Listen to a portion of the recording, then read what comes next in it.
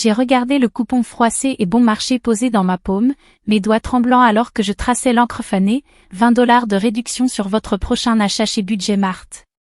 C'était mon cadeau d'anniversaire pour mes 30 ans. Autour de moi, des rires éclataient, rebondissant sur les lustres en cristal du restaurant exclusif sur le toit que ma famille avait choisi pour cette célébration, un endroit où un seul verre de vin coûtait plus que ce qu'ils pensaient que mon existence valait. Oh, allez, Claire, n'aie pas l'air si offensée, rigola mon frère aîné, Louis, en faisant tournoyer le whisky dans son verre. Nous avons pensé que tu aurais besoin d'un peu d'aide, tu sais, puisque tu es toujours à la traîne. Gratter, c'est ce qu'il pensait. Ma mère, Catherine Morel, m'a offert son sourire aux lèvres pincées, le même qu'elle utilisait pour rejeter des choses sans importance. C'est pratique, chérie. Tu as toujours été économe. De l'autre côté de la table, mon père levait à peine les yeux de son téléphone. Henry Moore, magnate de l'immobilier autodidacte, maître dans la construction d'empires, ne reconnaissait que ce qu'il jugeait digne. Et à ses yeux, je ne l'avais jamais été. Tu devrais être reconnaissant, marmonna-t-il en tapant. Louis a travaillé dur pour organiser ce dîner pour toi. Dur? J'ai presque ri. Louis, le fils en or, n'avait jamais travaillé pour quoi que ce soit de sa vie. Son poste de vice-président de Vanban Capital lui avait été confié par droit de naissance et non par compétence. Et il pensait que j'avais du mal. Il pensait que j'étais l'échec. Il n'en avait aucune idée. J'ai pris une profonde inspiration, sentant le poids du secret que je portais depuis des années, celui pour lequel j'avais tout sacrifié. Une vibration dans ma poche m'a sorti de ma brume. J'ai sorti mon téléphone et j'ai jeté un coup d'œil à la notification, acquisition confirmée finalisée. Van Bean Cap appartient désormais à Monroe Holdings. Ma poigne se resserra. Je possédais Van Buren Capital, la société même que ma famille vénérait. Celui qui a rendu possible toute la carrière de Louis m'appartenait désormais. Une lente satisfaction se répandit dans ma poitrine. Ils avaient passé des années à se moquer de moi, à me renvoyer, à me traiter après coup. Ce soir, ils ont cru m'humilier avec un coupon de réduction. Demain, ils se réveilleraient avec un cauchemar. J'ai caché mon téléphone, lissant mon expression avant de me forcer à sourire poliment. Merci, Louis, dis-je d'une voix calme. C'est réfléchi. Il sourit, complètement inconscient. N'importe quoi pour ma petite sœur.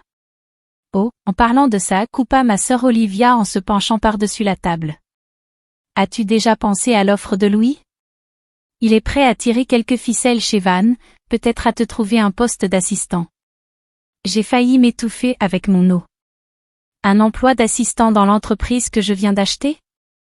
J'ai jeté un coup d'œil à mon père, m'attendant à ce qu'il la fasse taire. Au lieu de cela, il hocha la tête en signe d'approbation, comme si la suggestion était parfaitement logique. Tu devrais profiter de l'opportunité, Claire. Il est temps que tu apprennes comment fonctionne le monde réel. Le monde réel. J'ai serré les dents, retenant l'explosion qui se développait en moi. Le monde réel était ce que j'avais dominé au cours de la dernière décennie. Alors qu'il me considérait comme un échec, j'avais bâti en silence un empire, un investissement stratégique à la fois. Mais il me considérait toujours comme le faible, la déception, le cas de charité. J'ai jeté un coup d'œil au coupon dans ma main, puis à ma famille inconsciente qui sirotait ses boissons chères sans se soucier du monde. Il ne rirait pas longtemps. Je posai mon verre avec précaution, délibérément. En fait, dis-je en me levant. Je n'aurais pas besoin de l'aide de Louis. Ma mère fronça les sourcils. Asseyez-vous, Claire. Nous n'avons même pas pris de dessert. Certains d'entre nous ont du travail demain, répondis-je doucement en ajustant mon blazer. Des choses importantes à gérer. Louis sourit narquoisement, s'adossant au dossier de sa chaise. Quoi, un autre travail à temps partiel dans cette petite entreprise de marketing? Où est-ce que tu commences enfin à sérieusement trouver un vrai travail? Je me tournai vers lui en penchant légèrement la tête. Oh, je deviens très sérieux, Louis. J'ai sorti un joli billet de 100 $ et je l'ai déposé sur la table, soit 10 fois la valeur de leur pathétique coupon. Pour le pourboire, dis-je en croisant le regard de mon père, puisque tu m'as élevé pour toujours payer mes dettes. Puis, sans ajouter un mot, je me suis retournée et je suis sortie. Derrière moi, j'ai entendu Olivia se moquer. Mon Dieu, elle est tellement dramatique. Dramatique? Non, ils n'ont pas encore vu de drame. Je suis sortie et dans la nuit froide de Manhattan et j'ai sorti mon téléphone. L'écran brillait avec un seul message de Jacob, mon partenaire commercial. Tout est prêt, le communiqué de presse est mis en ligne à 6 heures. J'ai souri. Demain, quand Louis entrerait dans son bureau, il découvrirait qu'il n'en avait plus. J'ai tapé sur mon écran, appelant Jacob. Est-ce que c'est fait? Ai-je demandé alors qu'il décrochait. Sa voix était ferme. Félicitations, Claire. Vous êtes officiellement l'actionnaire majoritaire de Vambé et Capital. Mes doigts tracèrent le coupon en plastique bon marché toujours serré dans mon autre main. Comme c'est poétique. Parfait, murmurai-je. Il est temps de montrer à ma famille exactement qui ils ont sous-estimé. Je n'ai pas toujours été comme ça. Il fut un temps où je ne voulais rien de plus que leur approbation. J'ai passé des années à essayer de faire mes preuves, de leur montrer que je valais plus que leur pitié. Mais peu importe ce que je faisais, peu importe à quel point je travaillais dur, cela n'était jamais suffisant parce que, dans ma famille, le succès ne se gagnait pas, il s'héritait. Louis a obtenu son poste confortable chez Vanur Capital dès sa sortie de l'université, aucune expérience, aucune qualification, juste un nom de famille qui ouvrait toutes les portes. Entre-temps, j'ai obtenu un diplôme en finance, premier de ma promotion. J'avais les notes, j'avais les compétences, j'avais tout ce qu'il prétendait important. Mais quand j'ai demandé à mon père un poste à Vanan s'est contenté de rire. Tu n'es pas faite pour ce monde, Claire, c'est tout ce qu'il a dit avant de me renvoyer d'un geste de la main. Louis, allongé dans leur salon immaculé, sourit comme si c'était une blague. Ne le prends pas personnellement, ma sœur, papa ne veut tout simplement pas te voir lutter. Tu devrais être reconnaissant. Reconnaissant? J'ai supplié pour avoir une chance. Je leur ai dit que je n'avais pas besoin d'un poste élevé, je commençais par le bas, puis progressais, mais mon père refusait. Vous vous embarrasserez, dit-il, et pire encore, vous m'embarrasserez. C'est à ce moment-là que j'ai réalisé la vérité, ils n'ont jamais voulu que je réussisse parce que si je le faisais, cela prouverait que tout leur système était un mensonge. Alors, je suis partie. J'ai accepté le premier emploi que j'ai pu obtenir, un poste d'analyste de bas niveau dans une petite société d'investissement. Pas de prestige, pas de connexion, juste moi, mon cerveau et une détermination inébranlable. J'ai travaillé plus d'heures que quiconque, étudié chaque évolution du marché, chaque tendance financière. Je vivais dans un studio exigu, je conduisais une voiture en mauvais état et je portais des costumes d'occasion pendant que ma famille se moquait de moi. Pour eux, j'étais l'échec. Ce qu'ils ne savaient pas, c'est que chaque centime économisé était investi. Pendant que Louis et Olivia dépensaient leurs fonds en fiducie pour des vacances de luxe et des vêtements de marque, j'achetais des actions, acquérais des actifs et faisais des gestes qu'ils ne pouvaient même pas comprendre. Et maintenant, une décennie plus tard, l'entreprise autour de laquelle ils ont construit toute leur identité était la mienne, mais ils n'en avaient toujours aucune idée. Je me tenais devant le siège de Van Beran Capital, regardant la tour de verre étincelante qui avait toujours été proche de moi. Pas plus. Ce matin, je n'entrais pas seulement dans un bureau, j'entrais dans mon empire.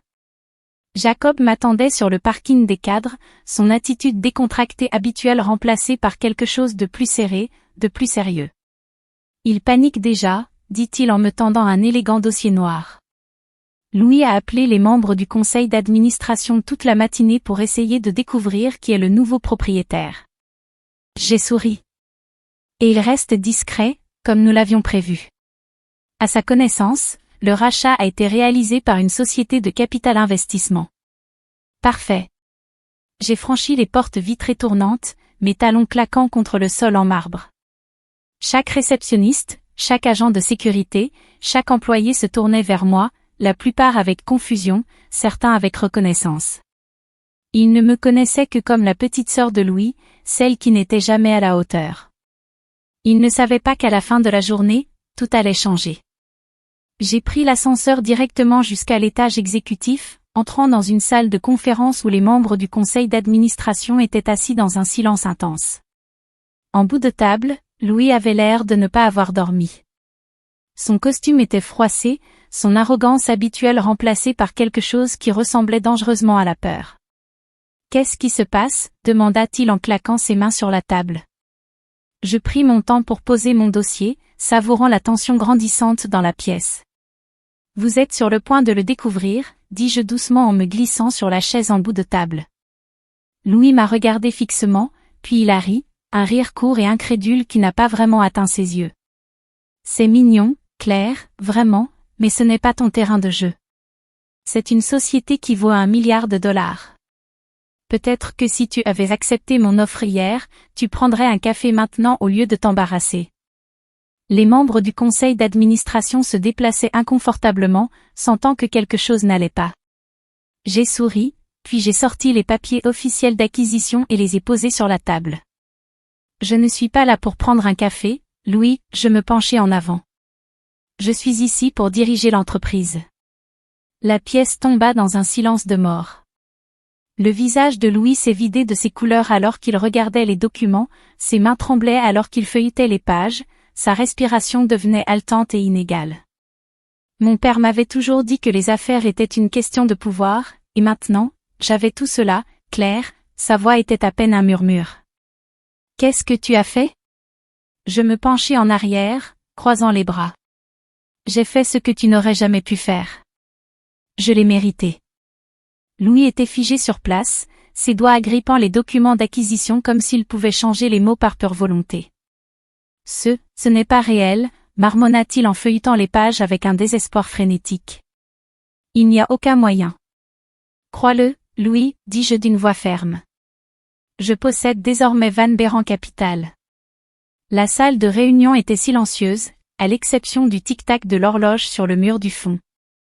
Les membres du conseil d'administration, hommes et femmes, qui avaient passé des années à s'occuper de mon père et de mon frère, étaient trop stupéfaits pour parler.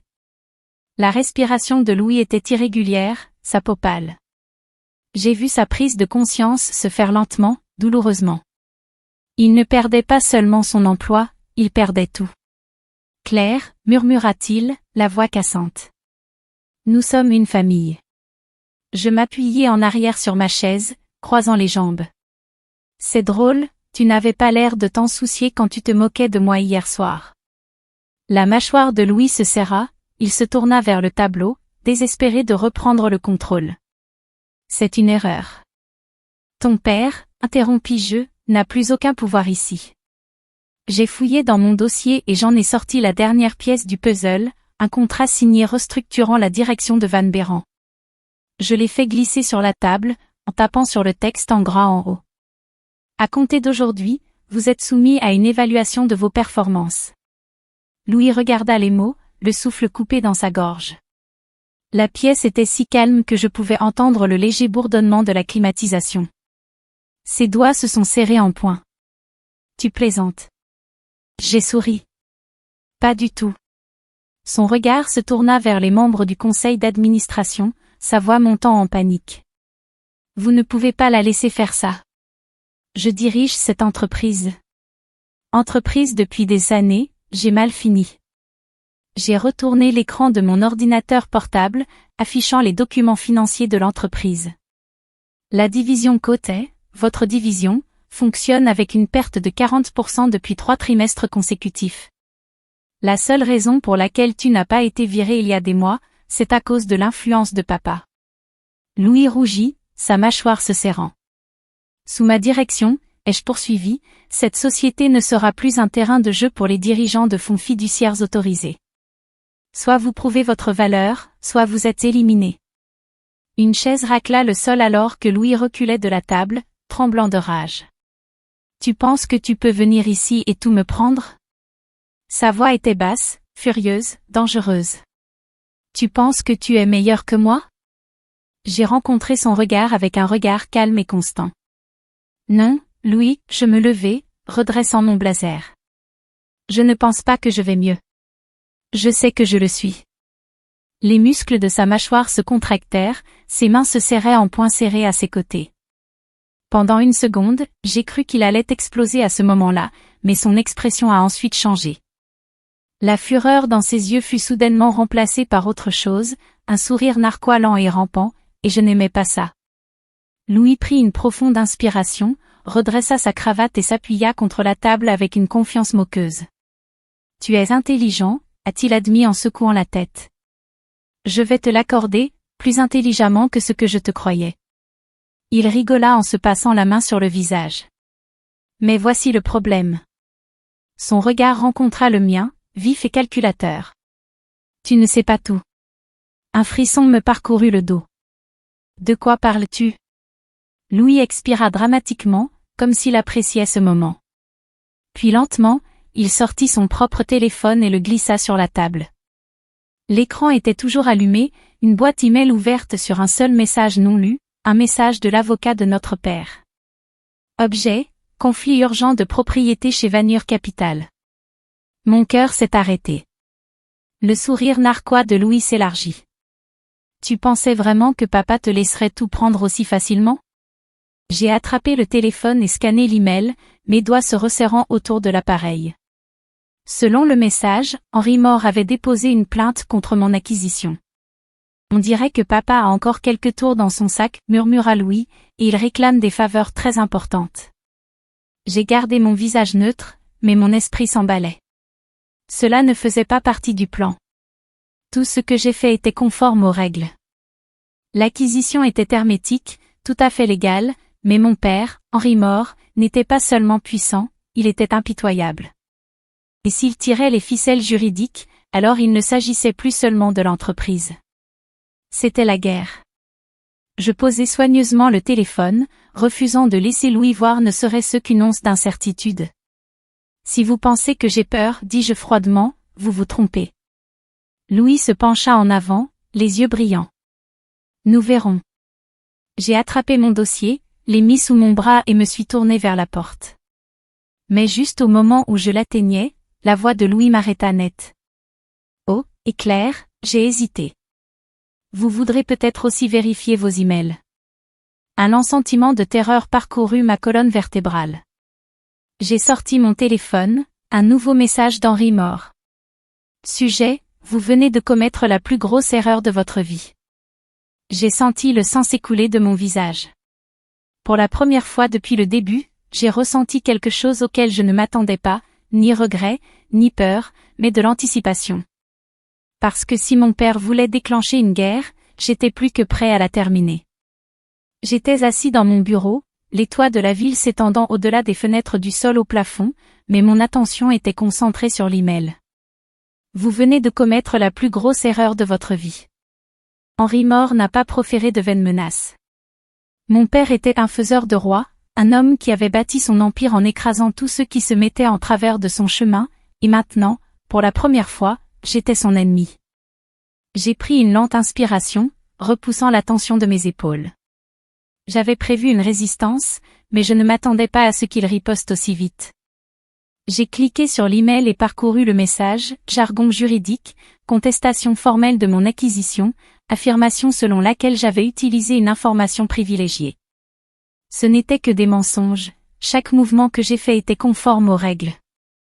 Mais cela n'avait pas d'importance. En affaires, le pouvoir comptait plus que la vérité, et mon père avait passé sa vie à accumuler du pouvoir. J'étais prêt pour un combat.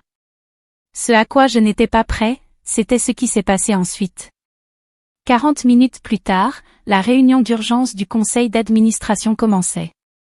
La salle de conférence était pleine à craquer, la tension couvait dans l'air. Louis était assis au bout de la table, toujours aussi suffisant, les bras croisés comme s'il avait déjà gagné. Je me tenais à la tête, mes doigts posés légèrement sur la table de conférence. J'avais passé des années à me battre pour ce moment. Maintenant, il était temps de prouver que ma place était ici. Ma voix était ferme pendant que je parlais. Mon acquisition était légale. Mon leadership améliore déjà l'entreprise. Ce n'est rien d'autre qu'une tentative désespérée de conserver le pouvoir. Les membres du conseil d'administration bougeaient inconfortablement, certains évitaient mon regard. C'est alors que l'avocat de mon père, Richard Vaughan, s'éclaircit la gorge. Mademoiselle Monroe, il y a un problème. Son hésitation envoya une pointe de malaise dans ma colonne vertébrale. J'ai gardé mon expression illisible. Quel problème? Il fit glisser un document sur la table. Je l'ai ramassé et mon cœur s'est arrêté. C'était un contrat avec mon nom dessus, un contrat que je n'avais jamais signé.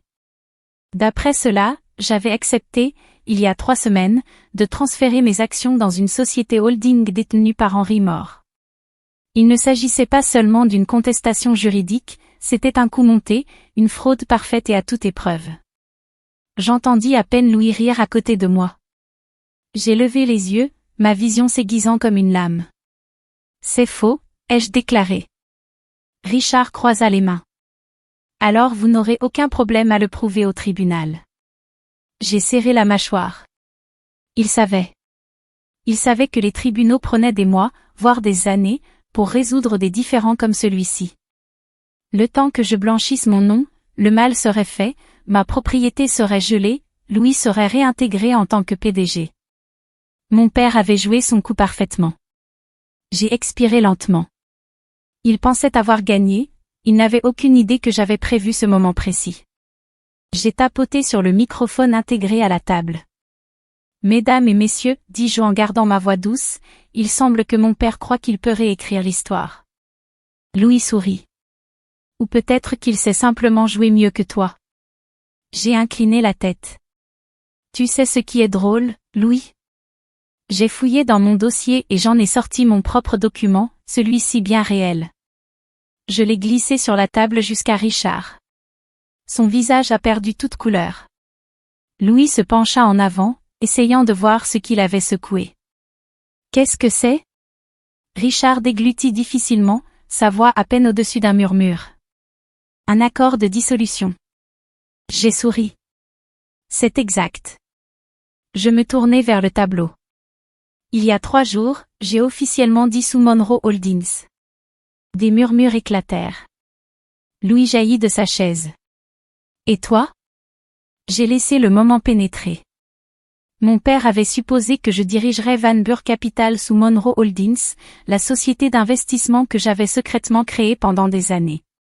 Ce qu'il ne savait pas, c'est que je l'avais fermée, transféré chaque actif dans une nouvelle entreprise, sur laquelle il n'avait aucun contrôle. Son contrat frauduleux ne valait rien. Henry Moore venait de perdre sa plus grande bataille avant même de réaliser qu'elle avait commencé. Louis avait l'air sur le point d'exploser. Tu penses que c'est fini? Il a craché. Papa va. J'ai levé la main. Non, Louis. J'ai pris mon téléphone, j'ai tapé sur un contact et je l'ai tenu devant la pièce pour qu'il l'entende. La ligne a sonné 2 fois avant que la voix de mon père ne retentisse. Qu'est-ce que tu as fait? Les membres du conseil d'administration se sont figés. Le sourire narquois de Louis disparut. Je me renversai sur ma chaise, victorieux. Juste ce que tu m'as appris, papa, dis-je doucement. J'ai gagné. Claire vient-elle de se venger ultimement, ou Walter prépare-t-il son prochain coup? Commentez également si vous voulez voir la suite. Le silence remplit la salle de réunion, épais et impitoyable. Louis était assis, figé, le visage pâle d'incrédulité. Les membres du conseil d'administration, autrefois fidèles à mon père, se déplaçaient maintenant avec inquiétude sur leur siège, réalisant qu'ils s'étaient trompés de cheval. Et à travers le haut-parleur, la voix d'Henry Moore se brisa de rage. Callie, qu'est-ce que tu as fait? Je me penchai en avant, savourant le moment. J'ai fait ce que tu m'as toujours dit de faire, papa. J'ai pris le contrôle. Le poids de mes paroles s'est fait sentir et pour la première fois de ma vie, mon père, l'homme qui avait passé des années à me renvoyer, à me rabaisser, à me sous-estimer, se tut. Louis, cependant, ne l'était pas. C'est du bluff, cracha-t-il, cherchant à reprendre le contrôle, ses mains agrippant la table comme si c'était la seule chose qui le maintenait à flot. Il n'y a aucun moyen que tu... Je ne l'ai pas laissé finir. Je me tournai vers le tableau et glissai un dernier document sur la table. Van Buren Capital ne dépend plus de Monroe Holdings, ai-je clairement déclaré. Et en tant qu'unique actionnaire majoritaire, je prends ma première décision exécutive. J'ai regardé directement Louis. Vous êtes viré. La pièce a explosé. Louis repoussa sa chaise, renversant un verre d'eau. Tu ne peux pas. Je peux, coupai-je d'une voix aiguë. Et je viens de le faire. Je me suis tourné vers les membres du conseil d'administration, qui étaient trop stupéfaits pour discuter. Si quelqu'un a des objections, vous pouvez les exprimer. Mais soyons honnêtes, ai-je montré les rapports financiers à l'écran, il était en train de couler cette entreprise. Vous le saviez tous, vous vous en fichiez parce que mon père le protégeait. Personne n'a parlé parce qu'il savait que j'avais raison. La respiration de Louis était irrégulière, son visage devenant d'une profonde nuance de rouge, ses mains serrées en poings serrés. Et pendant une seconde, j'ai cru qu'il risquait de perdre complètement le contrôle. Mais avant qu'il puisse s'en prendre à lui, les portes de la salle de conférence s'ouvrirent. La sécurité, 2 agents en uniforme sont entrés à l'intérieur, l'air froid comme la pierre. Monsieur Louis Monroe, annonça l'un d'eux, nous avons besoin que vous veniez avec nous. Louis se retourna, les yeux écarquillés par une véritable peur. Quoi, balbutia-t-il. Mes lèvres se retroussèrent en un sourire lent et satisfait. Oh, je ne l'ai pas mentionné? Avant cette réunion, j'ai envoyé un audit financier complet de Van Beren à la Security and Exchange Commission. Le sang de Louis s'écoula de son visage. Toi. J'ai haussé les épaules. Il s'avère que quelqu'un a détourné les fonds de l'entreprise pour couvrir ses dépenses personnelles. Et après que j'ai pris la relève, soupirai-je, une fausse déception dégoulinant de ma voix, les chiffres ne concordaient pas. Le corps tout entier de Louis se tendit. Papa va arranger ça, murmura-t-il, presque pour lui-même. Et puis, comme par hasard, le haut-parleur crépita. La voix d'Henry Moore, d'habitude si inébranlable, était froide et plate. Je suis désolé, Louis.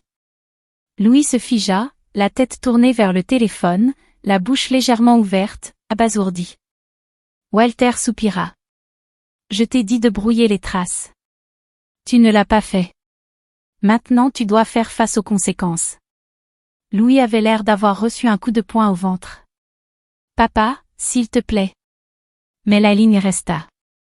La sécurité est intervenue, saisissant Louis par les bras. Il essaya de se battre, mais c'était inutile. Claire, siffla-t-il, la voix tremblante de fureur, tu penses que tu as gagné? Ce n'est pas fini. Je me suis rapproché, baissant la voix pour que lui seul puisse entendre. Oh, Louis, murmurai-je, c'était fini au moment où tu m'as donné ce coupon de réduction. Son visage se tordit de pure haine, puis il fut entraîné. Au moment où la porte s'est fermée, un poids s'est envolé de ma poitrine. Pour la première fois de ma vie, je ne me battais pas seulement pour être vu, j'ai été vu. Les membres du conseil d'administration ont échangé des regards, attendant que je parle. J'ai expiré lentement, lissant mon blazer. Maintenant que nous avons fait le ménage, dis-je, calme et contrôlé, parlons de l'avenir. Ils se redressèrent sur leur siège, sentant le changement de pouvoir. Je n'étais plus la fille ignorée, la sœur sous-estimée, étrangère.